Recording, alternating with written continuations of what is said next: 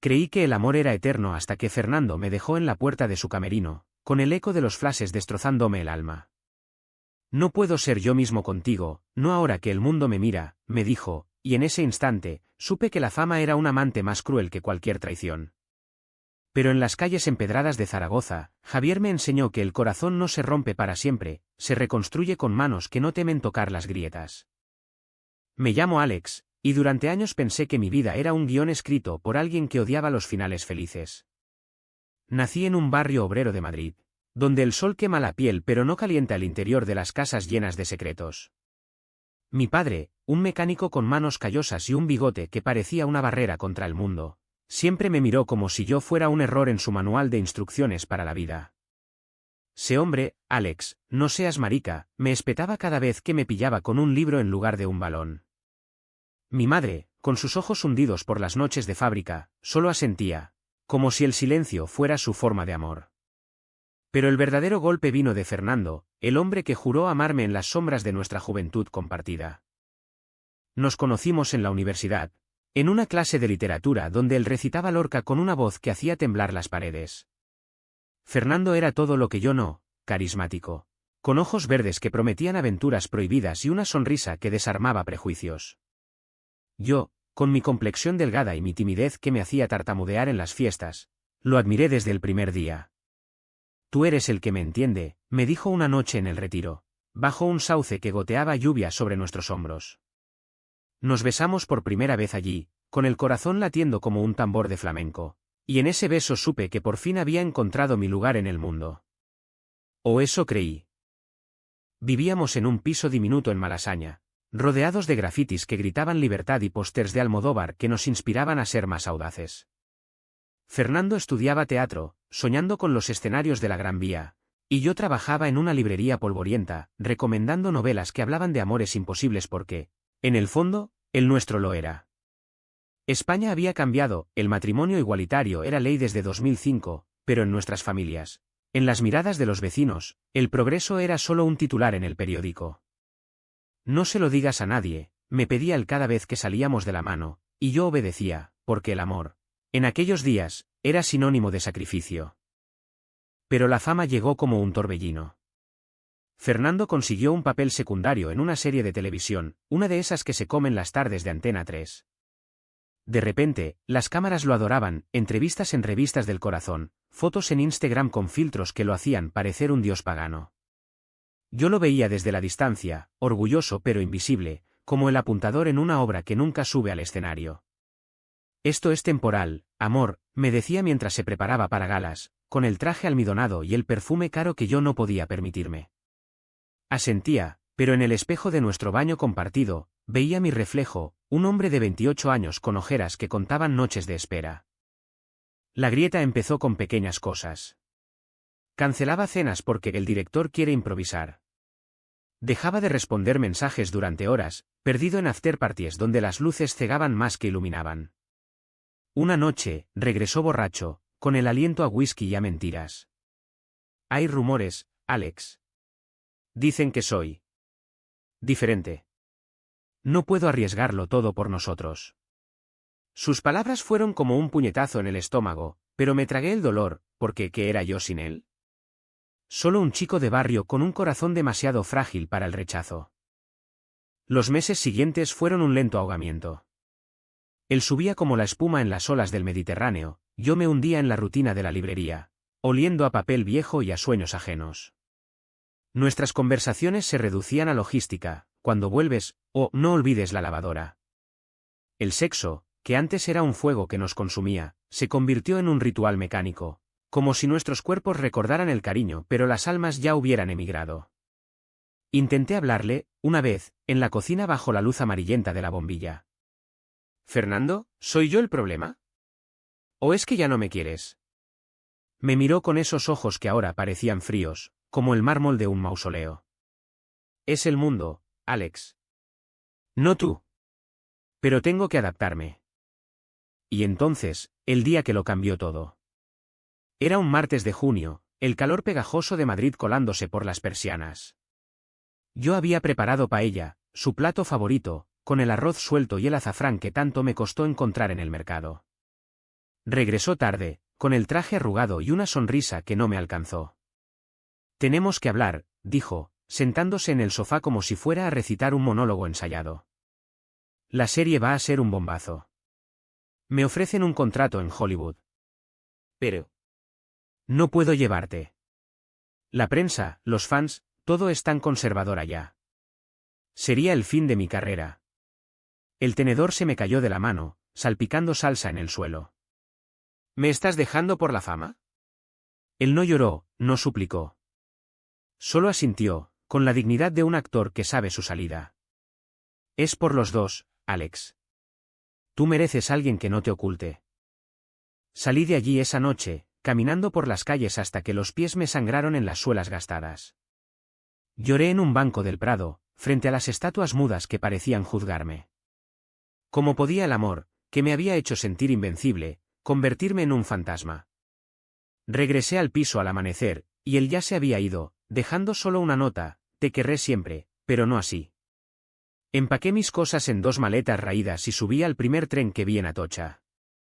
Destino: Zaragoza, la ciudad de mis abuelos, donde el Ebro serpentea como un río de recuerdos olvidados.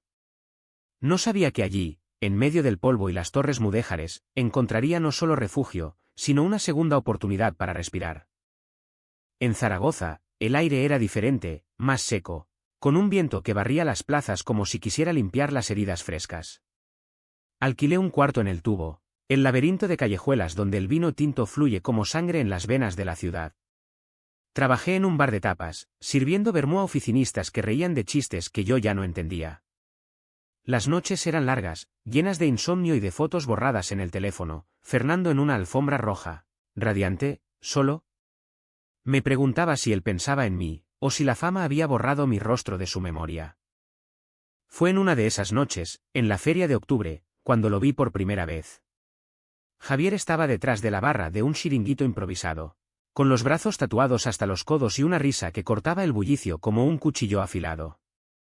Un tubo para el guapo de ojos tristes, me dijo, deslizando el vaso con una guiñada. No era coqueteo vacío, era como si viera a través de mi armadura. Hablamos hasta el amanecer, sobre todo y nada, el pilar que vela por los pecadores, los toros que mueren por gloria efímera, y como el amor, en esta tierra aragonesa, es tan terco como la tierra reseca. Javier era electricista, un tipo de 32 años con raíces en un pueblo de Teruel, donde el frío congela no solo el agua sino los sentimientos. Aquí en Zaragoza, la gente finge menos, me confesó una tarde, mientras caminábamos por el puente de piedra, con el río lamiendo los pilares como un amante paciente. No era como Fernando, no había poses, no había máscaras. Sus manos, ásperas por el trabajo, me tocaban con una ternura que dolía de lo real. Pero yo llevaba mi cicatriz como un escudo, y cada beso robado en las sombras del aseo me recordaba el precio de confiar de nuevo. Las semanas en Zaragoza se convirtieron en un ritual de supervivencia disfrazado de normalidad. Por las mañanas, me despertaba en mi cuarto alquilado, con el olor a pan recién horneado colándose por la ventana entreabierta. Bajaba a la calle, esquivando las bicicletas de los estudiantes que corrían hacia la universidad, y me perdía en el mercado central, donde las parpadeantes luces de neón iluminaban puestos de jamón y queso que olían a tradición. Pero bajo esa fachada de rutina, el vacío de Fernando me roía como un ácido lento. Cada vez que veía una pantalla en un bar, allí estaba él, en un anuncio de Colonia, con esa mandíbula cincelada y la promesa de masculinidad inalcanzable. ¿Por qué no fui suficiente?, me repetía en silencio, mientras pelaba patatas en la cocina del bar.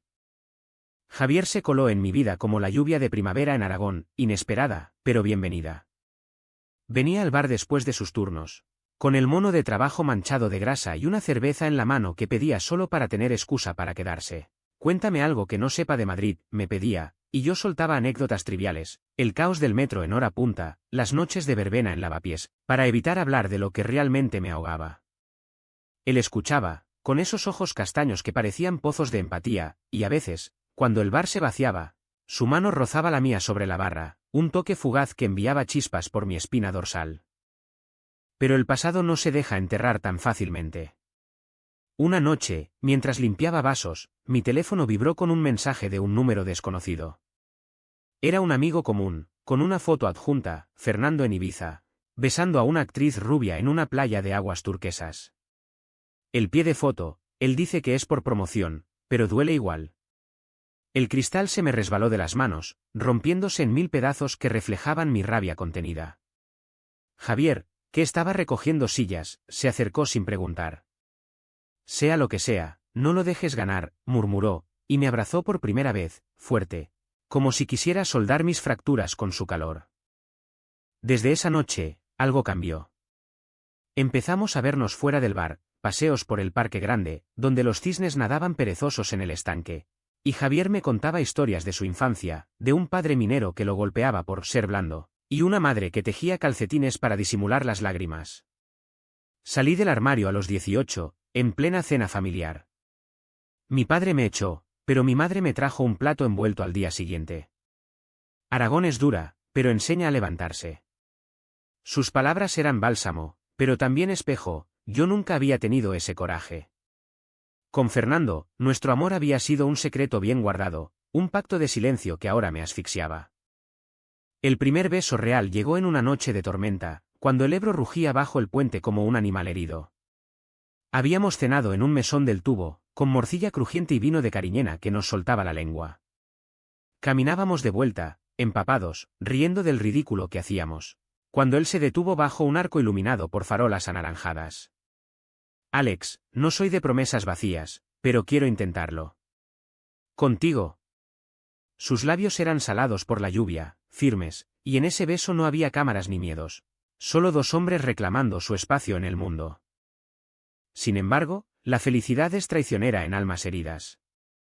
Empecé a notar cómo Javier me observaba cuando creía que no lo veía, con una mezcla de deseo y cautela, como si midiera el terreno antes de pisar. Yo respondía con la misma timidez, desnudándome en su piso un ático modesto en el casco viejo, con vistas a las torres góticas, pero siempre con una parte de mi alerta, esperando el inevitable adiós. No lo jodas, Alex, me decía en el espejo del baño, mientras el vapor empañaba el cristal. Pero el miedo es un tirano silencioso. La Vica CHA me empezó a manifestarse en las pequeñas renuncias. Javier quería ir a la fiesta del Pilar, tomarnos de la mano en la plaza del Pilar, bailar jota en las peñas con la multitud como testigo. Aquí nadie nos juzga tanto, insistía, pero yo me echaba atrás, recordando las miradas en Madrid, los susurros en la familia. Otro día, le decía, y él asentía, pero veía el decepción en sus hombros caídos. En el bar, los compañeros tipos rudos de la construcción, con chistes machistas que volaban como puñales, empezaban a pinchar, ¿ese electricista es tu sombra o qué?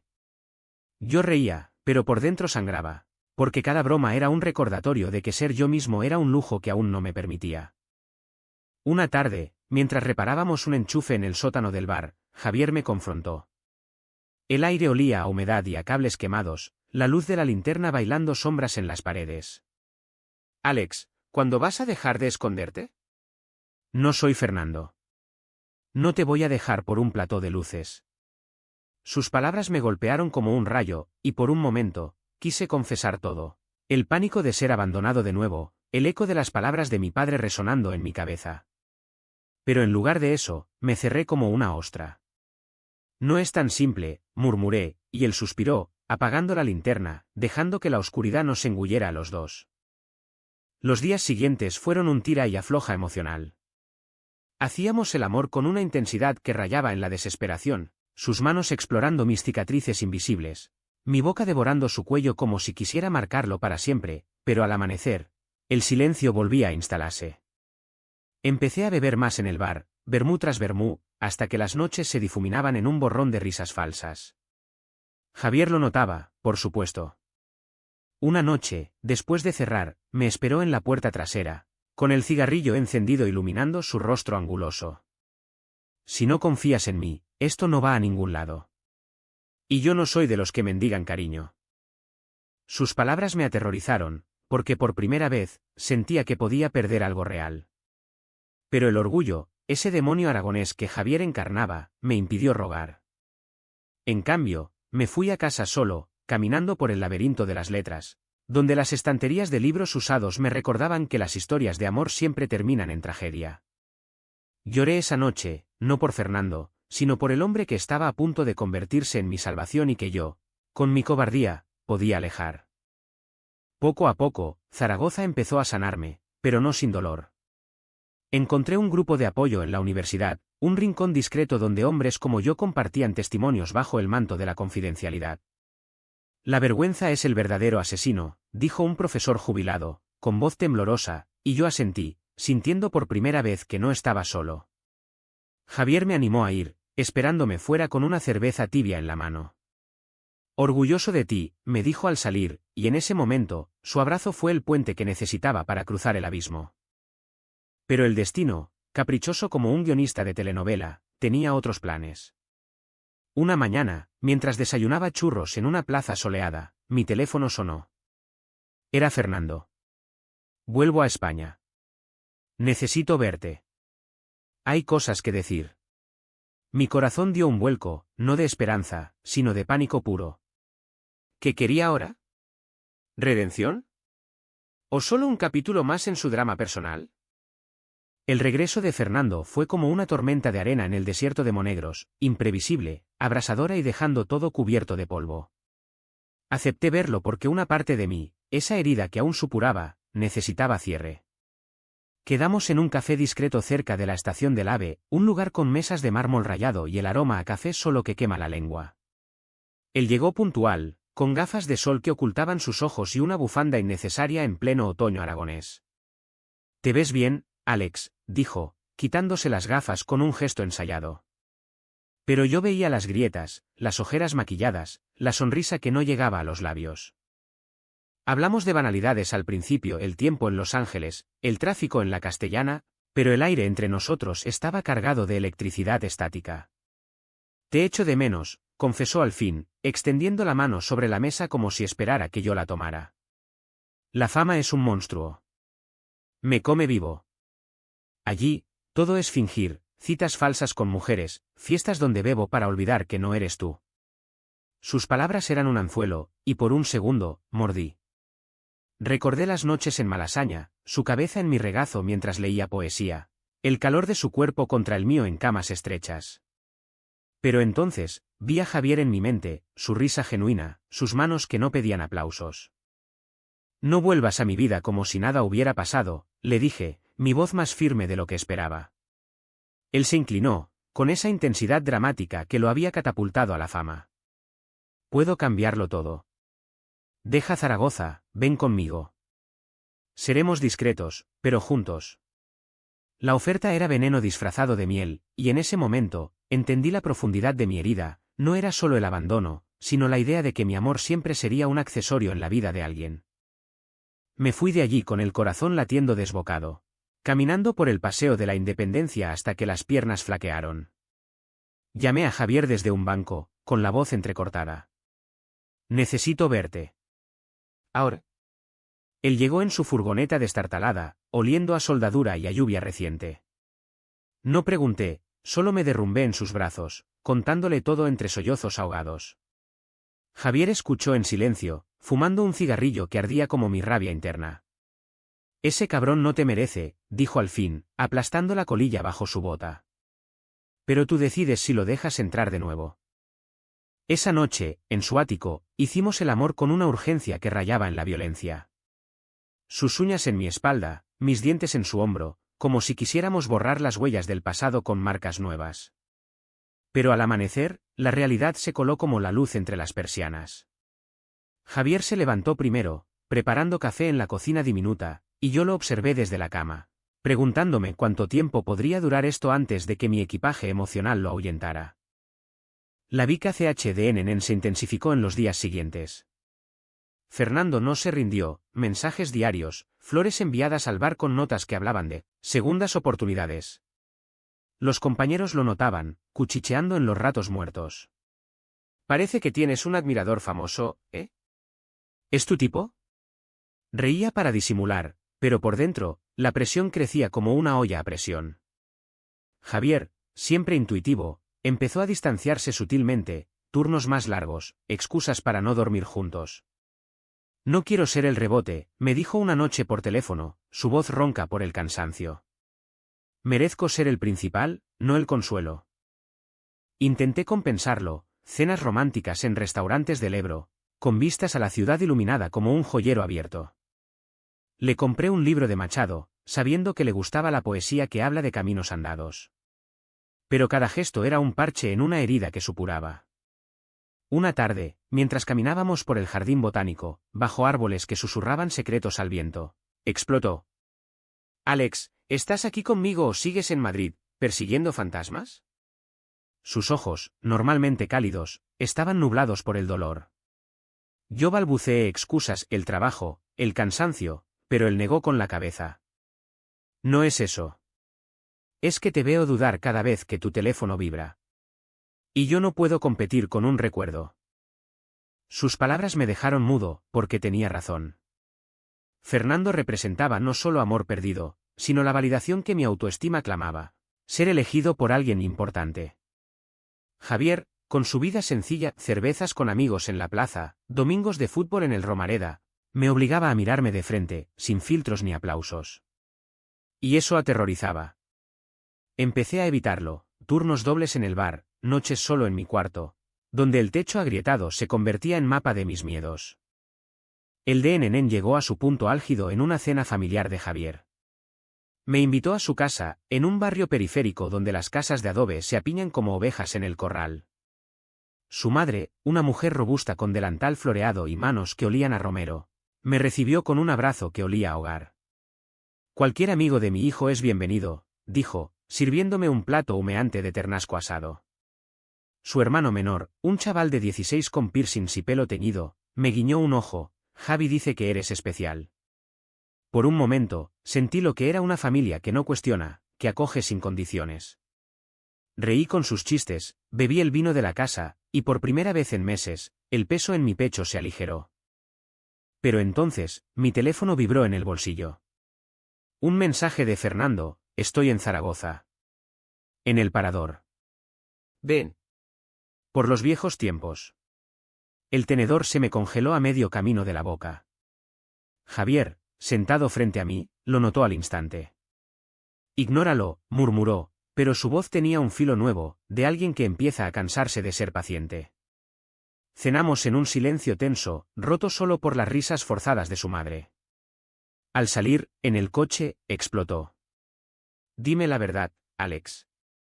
¿Vas a ir a verlo?» Lágrimas calientes rodaron por mis mejillas mientras conducía por avenidas desiertas. «No lo sé. Parte de mí quiere odiarlo, pero otra. ¿Lo necesita?» Javier aparcó en un mirador con vistas al río, negro como la tinta bajo la luna. «Yo no soy un premio de consolación. Si eliges perseguir eso, vete. Pero no me arrastres». Sus palabras fueron un espejo cruel, y yo, que había huido de Madrid para escapar del secreto, estaba repitiendo el patrón, escondiendo mi relación con Javier por miedo al rechazo de un fantasma. Lo besé entonces, desesperado, susurrando promesas que no sabía si cumplir. Pero en el fondo, el DNN me consumía. Cada día era una batalla entre el hombre que quería ser y el que aún temía ser visto. Los días siguientes fueron un limbo emocional. Trabajaba en piloto automático, sirviendo tapas con sonrisas plásticas, mientras Fernando bombardeaba mi buzón con recuerdos, fotos nuestras en la playa de la Malvarrosa, cartas manuscritas hablando de arrepentimiento eterno. Javier, herido en su orgullo aragonés, se replegó, mensajes cortos, besos fríos. Intenté reconectar, invitándolo a un concierto en el Teatro Principal, donde la música de Albinoni llenaba el aire de melancolía. Bailamos en la penumbra, cuerpos pegados, pero sentí la distancia en su abrazo. Ya no era posesión, sino precaución. Una noche, solo en mi cuarto, me miré en el espejo roto, herencia del anterior inquilino, y vi un extraño, ojos hundidos, labios agrietados por el silencio. «¿Quién eres tú sin máscaras?», me pregunté, y la respuesta me aterró. Estaba al borde, DNN hasta el punto de ruptura, donde una decisión equivocada podría destrozarlo todo. Pero el destino, siempre puntual en sus tragedias, ya había comenzado a tejer la madeja. El turning point llegó como un trueno en cielo despejado. En una tarde de noviembre donde el viento del Cierzo azotaba las murallas romanas de Zaragoza como si quisiera derribarlas. Había evitado a Fernando durante días, borrando mensajes sin leerlos, pero él, persistente como un guionista obsesionado, me localizó en el bar. Entró al atardecer, con el sol poniente tiñendo el cristal de dorado, y el bullicio de los clientes se apagó como por arte de magia. Vestía vaqueros desgastados y una chaqueta de cuero que gritaba artista torturado, pero sus ojos suplicaban algo más profundo, redención. Alex, por favor. Solo 5 minutos, dijo, ignorando las miradas curiosas de los parroquianos. Lo llevé a la trastienda, un cuartucho atestado de cajas de vino y el olor rancio a fritanga. Allí, bajo la luz cruda de una bombilla desnuda, se derrumbó. He estado en terapia. Todo es una farsa. Besos falsos, relaciones de cartón. Tú eras lo real, y lo tiré por un sueño que ahora me asfixia.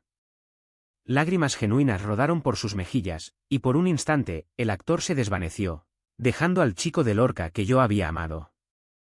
Pero entonces, la puerta se abrió de golpe. Javier, que venía a recogerme para una cena prometida, se quedó petrificado en el umbral. Vio todo, la mano de Fernando en mi brazo, mi expresión de conflicto, el aire cargado de historia no resuelta.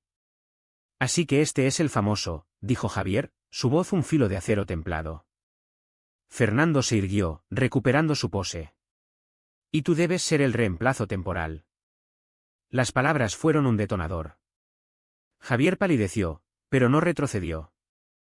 No soy reemplazo de nada.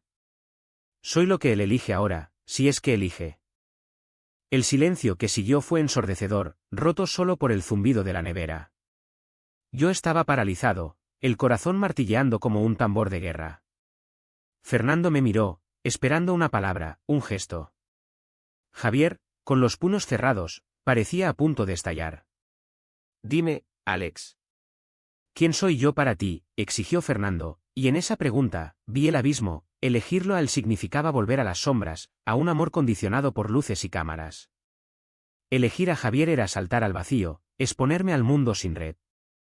Lo siento, Fernando. Se acabó, murmuré, mi voz un hilo tembloroso. Él se tambaleó, como si le hubiera dado un puñetazo. ¿Por este? ¿Un electricista de pueblo? Javier dio un paso adelante, pero yo lo detuve con una mano. No por él. Por mí. No quiero más secretos. Fernando salió dando un portazo, dejando un eco que reverberó en mi alma. Javier me miró, atónito, y en sus ojos vino triunfo, sino dolor crudo. Podrías haberlo tenido todo con él. ¿Por qué yo? Caí de rodillas entonces, el suelo frío contra mis palmas, y el mundo se volvió un borrón de lágrimas y arcadas. El dolor fue visceral, no solo por el cierre con Fernando, sino por la verdad expuesta, desnuda y sangrante. Me había chocado contra el fondo, donde las ilusiones se rompen como cristal bajo botas. Porque contigo no tengo que fingir, sollocé, y Javier se arrodilló conmigo, abrazándome hasta que el temblor cesó. Pero el Telit llegó después, en la quietud de su coche, conduciendo en silencio por la ronda. No hablábamos, solo el motor ronroneaba, y yo sentía el vacío expandirse en mi pecho como una niebla fría. Esa noche, no dormimos. Nos sentamos en el balcón de su ático, envueltos en una manta raída, mirando las luces de la ciudad parpadear como estrellas caídas. «Me has visto romperme», le dije, la voz ronca por el llanto. Él asintió, pasando un cigarrillo. «Y te he visto recomponerte. Eso es lo que cuenta». Pero el Telit era un velo pesado, cada recuerdo de Fernando ahora era un cuchillo, cada mirada de Javier un recordatorio de lo que casi pierdo. Pasé días en cama, fingiendo gripe, mientras el mundo seguía girando fuera, el bar llamando, la familia de Javier invitando amigas. Javier me cuidaba en silencio, sopas calientes, besos en la frente, pero veía la grieta en nosotros, el miedo a que mi debilidad lo agotara. El secreto se filtró como aceite en agua. Un tabloide publicó la escena en el bar ex de estrella de TV en lío amoroso en Zaragoza, con fotos borrosas que me mostraban saliendo, ojeroso y derrotado. Los compañeros en el trabajo cuchicheaban, mi casero dejó una nota, aquí no queremos escándalos. Peor aún, mi padre llamó desde Madrid, su voz un gruñido telefónico, he visto el periódico. ¿Es verdad lo de ese maricón famoso? Deshonras el nombre. Colgué sin responder, el teléfono temblando en mi mano, y el Telit se profundizó, ¿valía la pena esta exposición por un amor que aún dudaba? Javier, fiel a su terquedad aragonesa, no flaqueó. Me llevó a su pueblo natal en Teruel. Un fin de semana de escape donde el viento silbaba entre chimeneas mudéjares y el cielo parecía infinito. Caminamos por campos de azafrán dorados, y allí, bajo un olivo centenario, le conté todo. La infancia de golpes verbales, el primer beso robado en un baño escolar, el pánico eterno de no encajar. «¿Eres suficiente, Alex?» «Solo tienes que creértelo», dijo, y por primera vez, lo creí un poco. Pero el dolor no se va de un día para otro, se asienta como sedimento en el fondo del río, esperando el momento para removerse. De vuelta en Zaragoza, el telit empezó a ceder, reemplazado por una rabia sorda. Escribí una carta a Fernando nunca enviada, vertiendo años de silencio en páginas arrugadas. Me dejaste por la fama, pero perdiste el único aplauso que importaba. La quemé en el Ebro, viendo las cenizas danzar en el agua, y sentí un alivio frágil. Javier y yo reconstruimos despacio, noches de cine en el sofá, con pizzas caseras y risas que sanaban grietas. Pero el turning point había marcado un antes y un después, ya no era el mismo Alex Huidizo. Ahora, el mundo sabía, y con ello venía el precio de la verdad. El clímax no fue un estallido de gritos o portazos, fue un susurro en la quietud de una catedral, donde las velas parpadeaban como confesiones a medio decir. Habían pasado semanas desde el confronto en el bar, y Zaragoza, con su invierno incipiente, se había convertido en un cómplice silencioso de nuestra reconstrucción. Javier y yo habíamos encontrado un ritmo, mañanas compartidas preparando café en su cocina, tardes de trabajo donde nos mandábamos mensajes tontos no electrocutes a ningún cliente hoy, y noches donde el amor era un lenguaje de cuerpos que ya no pedían permiso para existir. Pero el pasado, como un actor secundario que roba escena, regresó para reclamar su réplica final. Fernando, impulsado por el escándalo del tabloide, dio una entrevista en un programa de medianoche. Mi relación con Alex fue real, pero la presión de la industria nos destruyó. Lo amo aún. Las palabras, pronunciadas con esa voz modulada para cámaras, se viralizaron en redes, y de repente, mi teléfono era un avispero. Amigos de Madrid llamaban con consejos no solicitados. Desconocidos en la calle me miraban con curiosidad malsana. Javier, siempre pragmático, lo ignoró al principio, pero vi cómo el veneno se filtraba. ¿Dudas en sus ojos cuando leía comentarios «¿Volverá con el famoso?». La tensión culminó en la víspera de Navidad, cuando la ciudad se vestía de luces y villancicos que sonaban a promesas rotas. Javier me propuso pasar las fiestas en su familia, un gesto que significaba integración total, no solo visitas esporádicas. «Quiero que seas parte de esto», dijo, mientras decorábamos un árbol raquítico con bolas compradas en el bazar chino. Asentí, emocionado, pero el miedo, ese viejo compañero, susurraba, ¿y si te dejo solo de nuevo? Esa noche, solo en el baño, vi un mensaje de Fernando: «Ven a Madrid. Hablemos en privado. Por favor». El dilema me consumió como un fuego lento. Al día siguiente, en la Basílica del Pilar, busqué refugio en la capilla lateral, donde el olor a incienso y cera derretida envolvía mis pensamientos. Me arrodillé ante una virgen de ojos compasivos, y por primera vez en años, recé no por salvación, sino por claridad. «Dime qué hacer», murmuré, y en el silencio, las palabras brotaron, la verdad que nunca había dicho en voz alta. Me levanté, el corazón latiendo con furia contenida, y salí a la Plaza Nevada, donde Javier me esperaba con 2 churros calientes. «No voy a ir», le dije, tomándole la mano sin importarme las miradas de los transeúntes. «Fernando es pasado. Tú eres mi ahora. Y quiero gritarlo al mundo si hace falta». Sus ojos se abrieron, sorprendidos, y luego, una sonrisa lenta se extendió por su rostro, disipando las sombras. Pero el clímax no terminó allí. Esa misma tarde, en la casa de su familia, rodeados de tíos ruidosos y primos que jugaban a las cartas, recibí una llamada de mi padre. «Vuelve a casa, hijo. Hablemos de esto. No quiero perderte por eso». La voz de mi padre, quebrada por primera vez, fue el detonador. Colgué y, con Javier a mi lado, marqué su número de nuevo. «Papá, no voy a volver para fingir. Soy gay, y amo a un hombre que me ama de verdad. Si no puedes aceptarlo, entonces sí me pierdes». Las palabras salieron como un torrente, años de silencio derramándose en el auricular. Al otro lado, un silencio eterno, roto por un sollozo ahogado.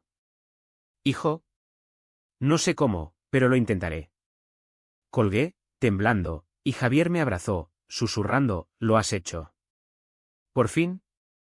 Ese momento no fue eufórico, fue catártico, un desgarro que dejaba expuesta la carne viva pero libre. No hubo aplausos, solo el crepitar del fuego en la chimenea y el aroma a polvorones caseros. Rechacé el lazo tóxico con Fernando no con ira, sino con una quietud profunda, como quien cierra un libro que ya no duele leer. Y con Javier, corté las dudas que nos ataban, no más escondites. Si somos, lo somos del todo. Él asintió, besándome con una ternura que sellaba el pacto. La ciudad, testigo muda, pareció aprobarlo. Esa noche, caminamos por el tubo nevado, tomados de la mano, y por primera vez, no miré atrás por miedo a las sombras. El clímax fue interno, un giro donde elegí no sacrificar más mi verdad por el aplauso de otros. Y en esa elección, encontré no victoria ruidosa, sino una paz que dolía menos que el silencio anterior. El Uca Otrao trajo no euforia inmediata, sino un ajuste lento, como el río Ebro que pule sus piedras con paciencia infinita. Fernando pagó su precio en los titulares que lo perseguían: estrella en crisis, amor o carrera. Con fotos de él solo en bares de Madrid, el rostro demacrado por noches de insomnio público. No lo contacté, leí las noticias con una distancia que rayaba en la indiferencia, sabiendo que su IHN era genuino pero tardío. Una vez, me llegó un ramo de rosas rojas al bar, con una nota: perdóname. Vive libre. Lo tiré al cubo, pétalos marchitos como promesas rotas, y sentí no rencor, sino lástima por el hombre que eligió el reflector sobre la llama. Mi padre, en cambio, empezó un camino torpe de redención. Llamadas semanales, primero incómodas: ¿cómo está el tiempo ahí? Luego más profundas: tu madre y yo hablamos. Queremos verte. Con él, si quieres. Viajé a Madrid en primavera, con Javier a mi lado, y la cena familiar fue un campo minado de silencios y risas forzadas. Mi padre, con manos temblorosas sirviendo vino, murmuró: fui un idiota. El orgullo es un mal compañero. No fue un perdón espectacular, sino uno cotidiano, sellado con un abrazo que olía a taller y a arrepentimiento. Mi madre lloró, cubriéndonos de besos, y en ese momento, la familia dejó de ser una jaula para convertirse en un refugio imperfecto. Javier y yo nos mudamos juntos a un piso en el Ganelo, con balcón al río y paredes que absorbían nuestras risas. La vida se asentó en rutinas que curaban: mañanas de mercado comprando espárragos trigueros, tardes de reparaciones donde él me enseñaba a manejar destornilladores con cuidado, amor, no todo se fuerza, y noches de jazz en el Harlem Jazz Club, bailando pegados hasta que el sudor borraba las fronteras. No todo era idílico, discutíamos por tonterías quién lava los platos, si ver el derbi aragonés o una película de Berlanga, pero en esas fricciones, aprendí que el amor real no es ausencia de tormenta, sino la habilidad de navegarla. La sanación fue personal, un proceso donde me permití ser. Me uní a una asociación LGTB en Zaragoza, hablando en talleres sobre salir del armario tardío, y vi en los ojos de otros jóvenes el eco de mi propia lucha. Javier, orgulloso, me acompañaba a veces, su presencia un ancla silenciosa. Estás brillando, Alex, me decía, y por primera vez, lo creía. No necesitaba fama, mi escenario era la Plaza del Pilar un domingo, tomados de la mano bajo la Virgen, o el puente de piedra al atardecer, donde el sol teñía el agua de oro y nuestras sombras se fundían en una sola. Fernando, en su mundo de flashes, siguió adelante, un nuevo papel en una serie europea. Rumores de terapia continua. No lo seguí en redes, borré su número como se borra un tatuaje que ya no define la piel. Su precio fue la soledad elegida, un eco de lo que me infligió, pero sin amargura: cada uno carga su cruz, y la mía ya no pesaba tanto. Un año después, en la feria de octubre, Javier y yo bailamos jota en una peña, con pañuelos rojos y risas que ahogaban el bullicio. Me miró, sudoroso y feliz, y dijo: esto es lo que merecíamos. Asentí, besándolo sin pudor, y el mundo, Zaragoza, España, el universo, pareció aprobar con un aplauso de viento y vino. Hoy, miro el Ebro desde nuestro balcón, con una cerveza en la mano y el brazo de Javier alrededor de mi cintura. La vida no es un final feliz de película, es un río que fluye, a veces turbio, a veces claro. ¿Valió la pena el dolor? Siempre. Porque en las grietas, crecen las flores más tenaces. Y si alguien me pregunta si el amor gay en esta tierra dura es posible, sonrío y digo: no solo posible, sino el más real de todos. ¿Y tú, Lector, ¿cuánto estás dispuesto a perder para ganar tu verdad?